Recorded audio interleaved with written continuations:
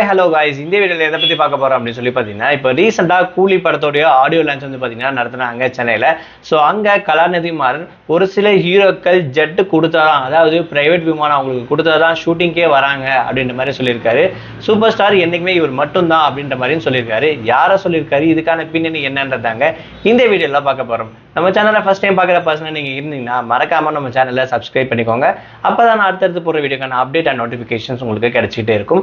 அது மட்டும் இல்லாமல் இந்த வீடியோ பற்றி உங்களுக்கான கருத்துக்கள் ஏதாச்சும் இருந்துச்சுன்னா தாராளமாக கமெண்ட் பாக்ஸில் மென்ஷன் பண்ணுங்கள். ஸோ ரீசெண்டாக கூலி படத்தோடைய ஆடியோ லான்ச் வந்து நடந்துச்சு. இந்த படத்தை டைரக்ஷன் பண்ணியிருக்கிறது உங்கள் எல்லாருக்கும் தெரிஞ்சுக்கணும்னா, அதாவது லோகேஷ் கனகராஜ் இயக்கத்தில் இந்த படம் வரப்போது. தலைவர் சூப்பர் ஸ்டார் அவர்கள் வந்து பார்த்தீங்கன்னா படத்தில் நடிச்சிருக்காங்க. அது மட்டும் இல்லாமல் முக்கியமான பிரபலங்கள் நிறைய பேர் நடிச்சிருக்காங்க. சவுத் இந்தியனில் இருக்கக்கூடிய ஒரு டாப் லிஸ்ட்டில் இருக்கவங்க அப்படின்னு கூட சொல்லலாம். ஸோ அந்த வகையில் நம்மளுடைய super star king Nagarjuna, Upendra, Sathyaraj sir அப்படின்னு சொல்லிட்டு கிட்டத்தட்ட ஒரு மிக்சரான ஒரு பாலிவுட் கலவையில் இருக்கும் அப்படின்னு கூட சொல்லலாம். அந்த அளவுக்கு படம் வந்து சூப்பராக மேக் பண்ணியிருக்காங்க. அமீர் கான் சார் கூட இந்த படத்தில் வந்து இருக்காங்க அப்படின்ற இந்த தகவல்லாம் தெரியும். ஸோ இந்த விஷயத்தில் போயிட்டு இருக்கும்போது கலாநிதி மாறன் சார் இவரை தான் குறிப்பிட்டு சொன்னாரா, அதாவது நம்மளுடைய தளபதி தான் சொல்கிறாரா அப்படின்ற மாதிரி இங்கே பேச்சு வந்து எழுந்துச்சு. ஒரு சில ஹீரோக்கள் வந்து பார்த்தீங்கன்னா படம் 2 படம் தான் நடிச்சு ஹிட் கொடுத்துருக்காங்க. அதுக்கப்புறம் வந்து பார்த்தீங்கன்னா எனக்கு பிரைவேட் ஜெட் கொடுத்தா தான் நான் வந்து வருவேன் ஷூட்டிங்க அப்படின்ற மாதிரி சொல்கிறாங்க. இவர் தளபதியை சொல்கிறாரா அப்படின்னு சொல்லிட்டு ஒரு பக்கம் நெட்டிசனால் பேசப்பட்டு வந்துருக்கு அப்படின்னு சொல்லலாம்.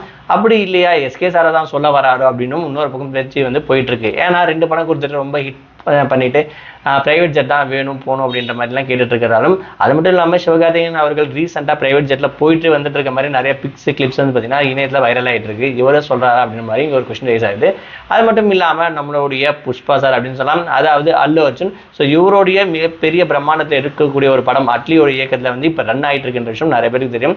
ஸோ ஒருவேளை அல்லு அர்ஜுனை தான் இப்படி சொல்கிறாரா அப்படின்ற மாதிரி இங்கே கொஸ்டின் வந்து எழுந்திருக்கு. ஆனால் ஏதோ ஒரு ஹீரோவை குறிப்பிடுறாருன்ற விஷயம் இந்த ஆடியோ லான்ச்சில் இங்கே சொன்னது கொஞ்சம் சர்ச்சையான பேச்சாக இருக்குங்க அப்படின்னு சொல்லலாம். ஸோ அதிக பேரால் சொல்லப்படுறது அல்லு அர்ஜுனை தான் சொல்கிறாரு அப்படின்ற மாதிரி வந்து பேசப்படுது அப்படின்னு சொல்லலாம். பட் கிளியராக இன்னார் அப்படின்ற விஷயத்த மென்ஷன் பண்ண கிடையாது.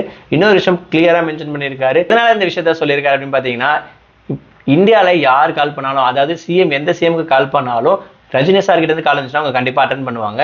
ஏன் பிஎம்கே கால் பண்ணாலும் கண்டிப்பாக ரஜினி சார் பேசுறாரு அப்படின்னா பிஎம் கூட கால் அட்டன் பண்ணுவார். அந்த அளவுக்கு இருக்கக்கூடிய ஒரு பவரான பர்சன் தான் சூப்பர் ஸ்டார் ரஜினிகாந்த் அப்படின்னும். அது மட்டும் இல்லாமல் இவர் ரியல் லைஃப்லேயே சூப்பர் ஸ்டாராக தான் இருக்காரு. பார்க்க ரொம்பவே சிம்பிளாகவும் இவரோட வாழ்க்கையில் சிம்பிளாக இருந்தாலும் இவர் இன்ன வரைக்கும் சூப்பர் ஸ்டாராகவும் ஹீரோவும் கெத்தாக தான் வாழ்ந்துட்டு இருக்காரு. ஸோ என்றைக்குமே இவர் மட்டும்தான் சூப்பர் ஸ்டார் அப்படின்ற விஷயத்த கலாநிதி மாறன் சார் வந்து பார்த்தீங்கன்னா கூலி ஆடியோ லான்ச் வந்து ரொம்பவே பெருமையாக பேசியிருக்காரு அப்படின்னு சொல்லலாம். ஸோ இதை பற்றி நீங்கள் என்ன நினைக்கிறீங்க, உங்களுடைய கருத்து என்னன்ற விஷயத்த மறக்காம கமெண்ட் பாக்ஸில் மென்ஷன் பண்ணுங்க.